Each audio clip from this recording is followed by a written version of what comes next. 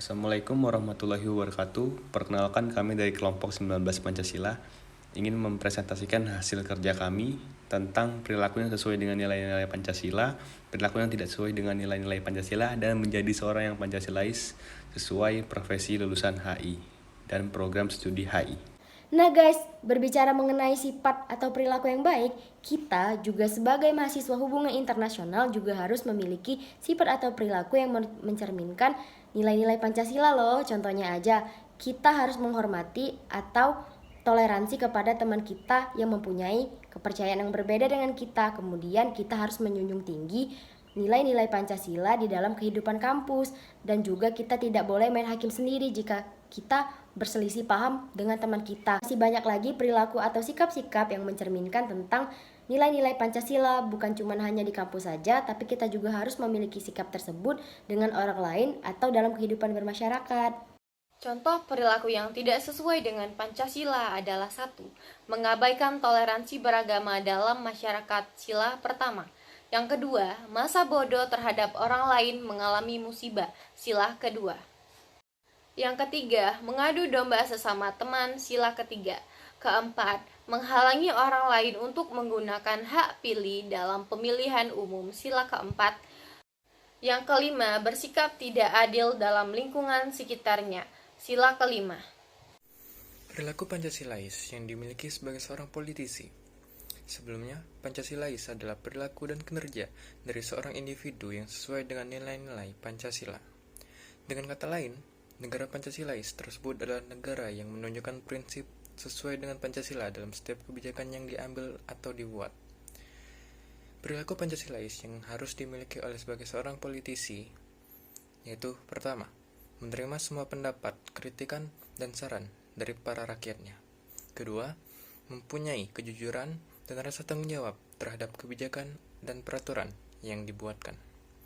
Yang terakhir adalah mengedepankan kepentingan publik dan nilai-nilai kemanusiaan serta keadilan. Halo teman-teman, di sini aku akan ngejelasin perilaku Pancasilais yang harus dimiliki sebagai seorang dosen.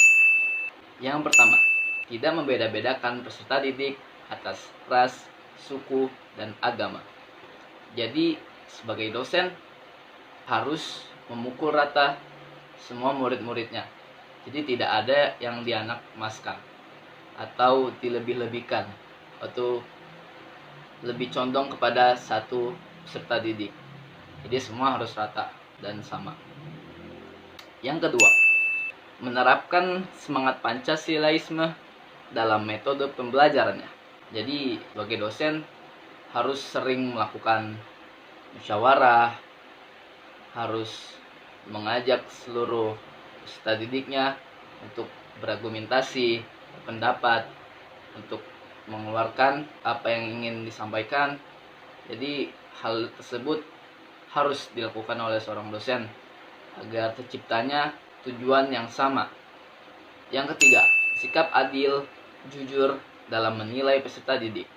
Jadi sebagai dosen semua nilai harus sama ya. Jadi nilai tidak boleh ada yang dilebih-lebihkan atau lagi dikurang-kurangkan, itu sangat tidak boleh.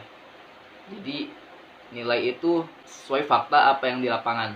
Yang keempat, tidak membatasi hak berpendapat, hak berargumentasi para peserta didik. Jadi kan kita tahu Indonesia ini negara demokrasi. Jadi masyarakat bebas berpendapat katanya. Jadi dosen harus menerapkan sistem ini pada seluruh peserta didiknya. Jadi nggak boleh tuh kalau ada peserta didiknya yang mau berargumentasi, yang mau berpendapat, dilarang, itu nggak boleh. Jadi semua bisa berpendapat, nggak ada yang salah, nggak ada yang benar. Yang namanya berpendapat itu menurut diri masing-masing kan, ya, untuk mencapai tujuan yang sama tadi. Sebagai contoh, saya akan mengambil contoh seorang diplomat. Perilaku Pancasilais yang harus dimiliki sebagai seorang diplomat. Di antaranya, 1. Sanggup dan rela berkorban demi kepentingan negara. 2. Mempunyai rasa cinta tanah air dan rasa kebanggaan terhadap bangsa. Yang ketiga, menerima berbagai kritik terhadap bangsa Indonesia sebagai perwakilan Indonesia. Yang keempat, memiliki sikap tenggang rasa dan tepat selera. Yang kelima, menghormati dan menjunjung tinggi setiap keputusan dicapai sebagai hasil musyawarah atau hasil perundingan. Yang keenam, dapat mempertanggungjawabkan gagasan atau ide yang dikemukakan. Yang ketujuh, menjunjung tinggi nilai-nilai kemanusiaan. Yang kedelapan, berani membela kebenaran dan keadilan. Sekian dari kami, kelompok 19 Pancasila. Jika ada kata-kata yang salah, mohon dimaafkan. Wassalamualaikum warahmatullahi wabarakatuh.